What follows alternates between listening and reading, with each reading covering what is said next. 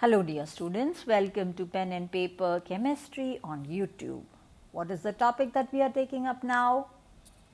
Properties of benzene, and this is part 2 of the set of videos on this topic. In part 1, we have already covered a part of those properties, and those are the substitution ones. As you can see in this flow chart, the properties of benzene are classified under 4 headings: substitution, addition, oxidation and coupling. Those who've missed part 1, I would request you to see the properties based on substitution reactions in part 1, because they are very important, covering some of the major reactions and the fundamentals regarding the behavior of benzene. What are we going to do in this video? We're going to talk about addition reactions, oxidation and maybe coupling, or carry it on to the third video. Let's see. There's your flow chart, which I have already given you for the substitution reactions. Those who are not familiar with the channel, let me tell you that these are flow charts which are very helpful in understanding as well as learning organic chemistry, where in the entire flow chart you will have the preparation, the properties, the test and special name reactions in one single bird's eye view. So, I have shown the substitution reactions. Let's go on to the topic for today, and we are going to talk about addition reactions, oxidation reactions and coupling reactions. If you notice, I have put them in 3 different colors. As I have been mentioning earlier as well, colors leave a mark.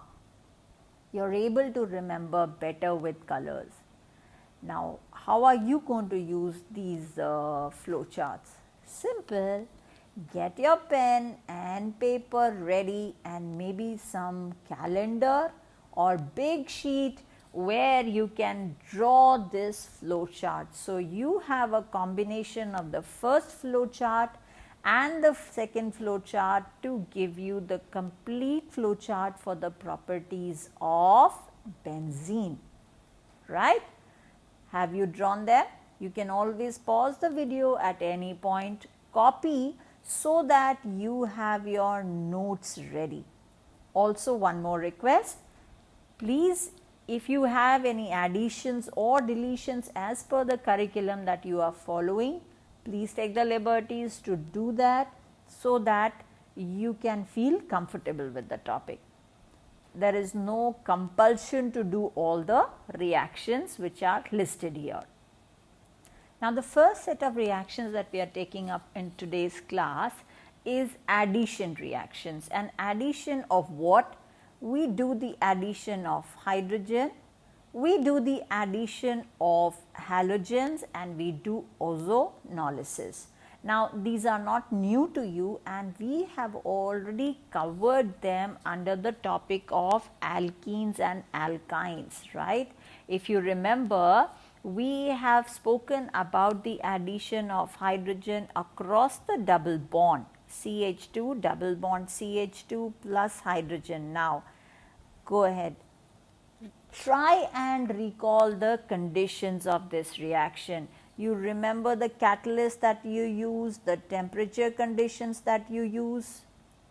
Go ahead, write the reactions, so that you would be able to write and correlate to what we are going to do regarding benzene as well. Now, what is required to bear in mind is, although we show benzene as having 3 double bonds, but always remember that these double bonds are not localized, and they are continuously, the set of electron clouds is continuously being tossed around, as we discussed in the previous video, due to resonance. So, benzene is actually represented like this, correct? Now, but still, under extreme conditions, it is able to undergo a few addition reactions. According to this structure, it should be able to undergo addition reactions 3 times, right, of what a double bonded compound was undergoing. But the difference comes in when these double bonds are present in a ring and there is resonance happening. So, double bond is not confined to any two sets of carbon atoms. So, benzene does undergo addition reactions, benzene and other aromatic compounds, most of them undergo substitution reactions, but they do undergo addition reactions under extreme conditions. So, let us write down the reactions for the addition of hydrogen to benzene. Now, I leave it for you to write the catalyst conditions. They are the same as you wrote for alkene. This is my way of encouraging you to try and recall. Yes, try and remember. So, you have to try, close your eyes, try and recall. Very good. And if you are able to do, give yourself a smiley over here. Perfect. Now, what happens is, because of the presence of the 3 double bonds, at each of the double bond there is the addition of hydrogen, hydrogen. So, there was a double bond here. That double bond got converted into a single bond by the addition of a hydrogen molecule. Same way over here. Same way over here. Now, instead of showing the hydrogen like this, although the structure looks beautiful, what we do is we will just show the structure of benzene without the double bonds. So, what does it become? How will you name it as? It's got 1, 2, 3, 4, 5 and 6 carbon atoms. So, obviously, it's a hexane, right? But what kind of hexane is it? Yes, we are going to apply the prefix over here and call it as cyclohexane. But remember that the pressure conditions are high over here, unlike in the case of alkenes where it takes place much more easily, right? There's another way that we can add hydrogen to the benzene molecule. What is that? Let me see. There you go. That's the magnified form of the flow chart that we have. I've already given you. So, if you notice, we have already written this reaction. We have not mentioned the platinum, palladium, right? They are required at room temperature.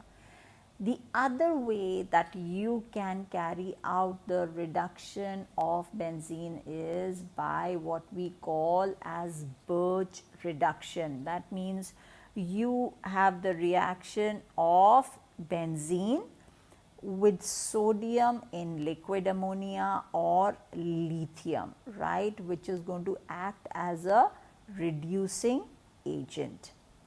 So, they reduce the benzene and what do we get? Again, yes, the product is called again cyclohexane. So, there are 2 ways that this addition reaction can be carried out. Go on, try writing the second reaction yourself. See the difference in the condition. When does addition take place and how did substitution take place? Can you recall? When we treat benzene with chlorine or bromine in the presence of Lewis acid catalyst, remember chlorine, bromine, iodine, right, in the presence of FeCl3, AlCl3, etc. The list goes endless. And what type of reactions were you having? Yes, we were having substitution reactions. That's what we learnt in video 1. What about when you carry out the same reaction in the presence of ultraviolet light? That means the energy that you are supplying to the molecule is very large, right, because of the high frequency. So, because of this high energy, it is able to cause the breaking of the bonds. So, when we had 1, 2, 3 double bonds, these 3 double bonds will break down and you have here a molecule of chlorine attaching itself, right. Then Break down the second bond and you will have a molecule of chlorine attaching Cl, Cl. Break the third bond and you will have Cl, Cl, right? So, you've got, interestingly, in this particular compound, you've got 6 carbon, 6 hydrogen and 6 chlorine. So, this was actually called as benzene hexachloride, but so this was named as BHC, but that does not go well with the system of nomenclature because it is no longer a benzene compound, right? It's a hexachloro, sorry, it will be hexachlorocyclohexane, right? That would be the correct IUPAC name of this compound, but earlier it was called as BHC, or its commercial name is also known as gamexane or lindane. Earlier it was used as an insecticide, but because of its biological magnification, because it was entering into the food chain, its use as an insecticide was stopped and banned by many countries, but it is still used. What can be the, what is it used for? Can you pause the video and find out? Maybe refer to your textbook. Go ahead. Try and find out. It's always easy to pause the video. Yes, it's used as a pharmaceutical component to treat lice and scabies, right? Go ahead now, try the same reaction, try writing the same reaction with bromine.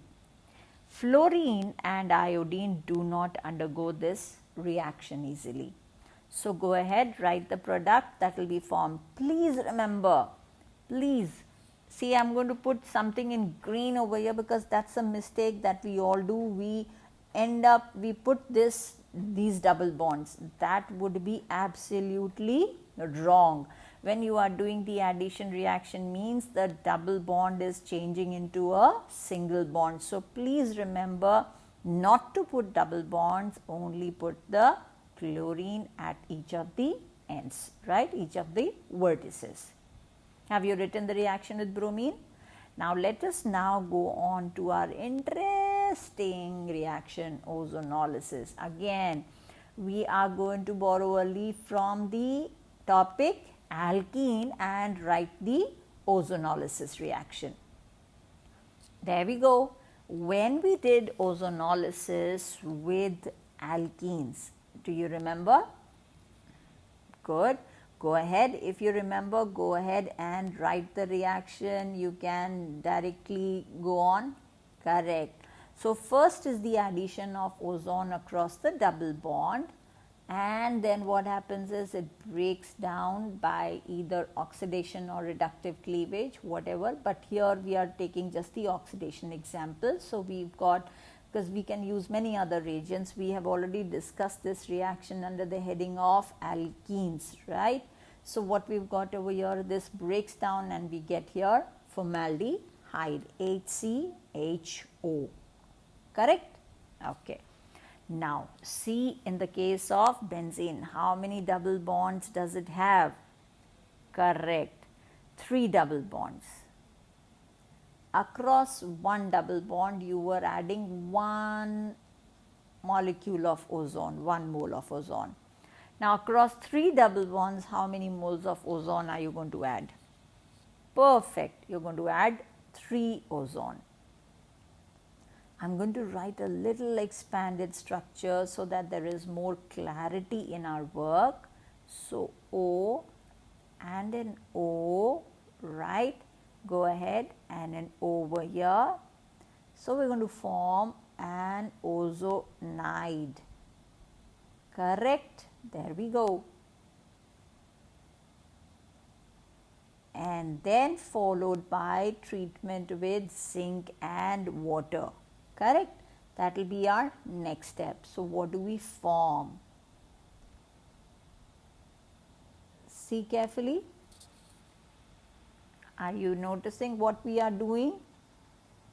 Yes, see, it's beautiful pattern it is forming. Yeah, we're doing some kind of an artwork, right? It looks like that. Here we go. And what do we have at these vertices? It's CH. What's this at the vertex? It's CH, CH, CH, right? So what will be the product formed? Good. So this on treatment further hydrolysis. So we will have CHO. Let me put it in the same color so that it's easier for you to read as well. CHO single bond, CHO plus of course our hydrogen peroxide, right? And how many molecules of this CHO single bond CHO? Very good. Now try giving its IUPAC name. So 1 and a 2 over here. So 2, 1, 2 gives you ethane, 1, 2 diol, something like that, right? Would you like to write down the IUPAC name? Interestingly, in the common system, it is simply called as glyoxyl. Correct? So, in the IUPAC name, you are going to name it as a derivative of ethane, saturated, so ethane, 2 aldehyde groups, so 1, 2 diol. Interesting. If you are a little unsure about the IUPAC nomenclature, there is a separate video covering IUPAC nomenclature of especially the aliphatic compounds. Aromatic compounds definitely is an extension of aliphatic. There's a set of videos on this on the channel as well. Are we now ready to go on to the next set of reactions? Yes, there you go. Now what I've done is I've again put the magnified form of the 3 sets of reactions. Burning is very simple. Try writing the reactions. We know that all hydrocarbons on burning are giving us carbon dioxide and water, C6H6 plus oxygen. Now because it is highly unsaturated, what kind of flame will you get? Yes, definitely you get a sooty flame. What about the next reaction? We've got vapor phase oxidation. What do we mean by vapor phase oxidation? We take benzene vapors, right? At a high temperature, we carry out the oxidation in the presence of a catalyst. So, it is also called as catalytic oxidation, right? That is what differentiates it from the first one. Catalytic oxidation or vapor phase oxidation, what is the product? It's malic anhydride, right? Malic anhydride obviously will come from malic acid. Now, we are not going into the details of the mechanism of this reaction. So, we've got malic acid, but what is the product to be formed? Malic anhydride. So, are we writing the correct product? No. And how do we get malic anhydride? Means when you remove water from the acid, it gives you malic anhydride. So, I remove the water from here. So, how can we show the formation of the malic anhydride? Very carefully we take away the water from this compound, and what do we have over here is CO, and they are bonded by oxygen. So, the product that is formed over here is your malic anhydride. Now, you must be wondering, if I knew how to write malic anhydride, why didn't I write it in the first place? You know, the way that I removed the water and put the oxygen joining the 2 parts, you will remember it like that. You will close your eyes and you will remember the animation bit of it, and it will help you to recall it faster. And obviously we have removed water and it has gotten rid of the carbon. So, this is carbon dioxide. At this level we are not bothered about the mechanism, so just don't worry about it. What's the next oxidation that we are going to do? That's something very, very interesting. Now, benzene, if you treat it with strong oxidizing agents, unlike in the case of alkenes where we noticed that they did get oxidized easily by strong oxidizing agents like KMnO4, chromic acid, that's potassium dichromate in acidic medium, and potassium permanganate in neutral, all those reactions we've already covered, right? There was a reaction which was happening. Now, in the case of benzene, although there's a presence of 3 double bonds, oxidation with strong oxidizing agents does not take place easily. So, for the present, we'll just mention it like this. Some of the texts, yes, they do mention the oxidation of benzene under special conditions, but when I researched, I could not really correlate with the benzene undergoing reaction with strong oxidizing agents. So, I am leaving it like this. In case your curriculum specifies reactions with strong oxidizing agent, please feel free to add the reactions to this chart, right? Now, what's interesting then, if this is not undergoing a reaction, what is the interesting bit in this reaction? Now, if you notice over here, I have taken a derivative of benzene and it's called methyl benzene, or in the common terms it's called as toluene, which is also accepted as the IUPAC name.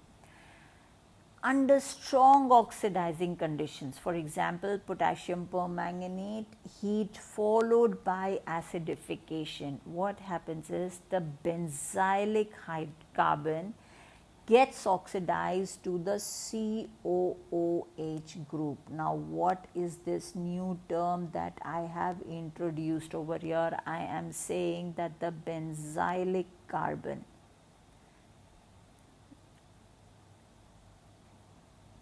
correct? Here, benzene, carbon, the hydrogen attached to this is benzylic carbon, this is it.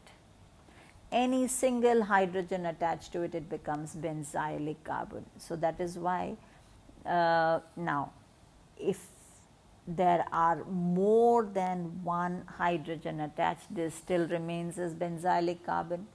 That does not mean that each of this CH gets oxidized to COOH. No, simply remove, irrespective of the number or the CH groups, what you will have is the CH group gets converted into COOH. Simple. Supposing I have a secondary derivative. So, I have a CH group, but then I also have a CH3 group attached to it, correct? Again, there is a benzylic carbon. So, what will happen is this will get oxidized to COOH. Simple. If, let's suppose this is, let's go on to the next level. So, now there are 2 methyl groups, but again there is a benzylic carbon, right? So, what will happen is again it will get oxidized to COOH. Interesting, right? Let's go on to one more level. So, there we go. C, CH3, CH3, CH3. What does it get oxidized to? No, it won't. There is no CH group over here, right? Do you notice? There's no CH group directly attached to the C6H5 group or the benzene ring. And please don't forget to mention the oxidation conditions over here. So, first is extreme oxidation, followed by acidification so as to convert the salt to the acid. Interesting? The last set of reactions that we are coming to is the coupling reactions. Now, coupling reactions that we have discussed over here are both industrial methods. These cannot be easily carried out in the laboratory. So, what do we have over here is benzene. When very extreme conditions are there, hot furnace, red hot iron tube, high temperature, it dimerizes to give you wherein two molecules of benzene joined by a single bond, giving you what we call as the biphenyl molecule. Oh, look at that, we've got toluene also combining with benzene under extreme conditions to give you C6H5.C6H5. Is there a difference in the two, or they represent the same molecule? Have a look carefully. Yes, they are the same molecules. It's just the way of writing that I have done so as to make you understand that both molecules are the same. Don't get worried, and they are called as biphenyl. That brings us to the end of the properties of benzene. How do you now go about learning these? Let's understand the trick behind it. First of all, have you been honest and have you been writing these reactions while learning alongside in the video? Good. If you are doing that, have you drawn the flow chart? Now this flow chart that is complete now, wherein what we've got over here is we've got the preparation. So you just make a flow chart like this. You have benzene, and you will prepare it from certain compounds. So this is your flow chart on the left hand side indicating preparation of benzene and then the properties of benzene. Have you got this flow chart ready? If this flow chart is ready, put it near your study table or your dining area and revise it over and over again at every meal time for the next 3 days. 3 meals, 3 days, and that's it. You are done. And the best part is peer group learning. Teach this topic. Teach. While teaching, you will come across so many doubts.